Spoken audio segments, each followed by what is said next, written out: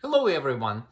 Today I read a fascinating market research on my computer. Actually, it's done by Markets and Markets, and they analyzed global automation testing market and its size and the growth.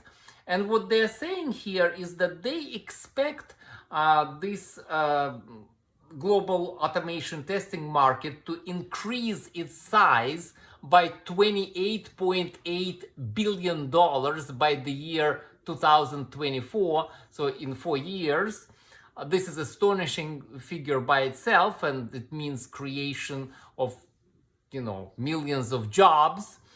And basically what it says that the compound annual growth rate of that market is expected at the rate of 18%. So this is also a very astonishing figure.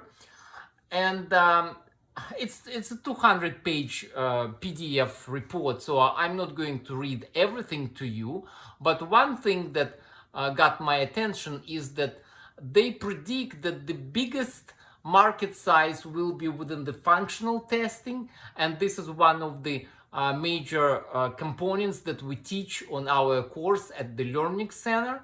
What is functional testing? Well, this is where you actually test the application or whatever code is written, and you treat it as a black box. In other words, you have a list of business requirements that your team provided you with, and that list shows how the application is expected to behave.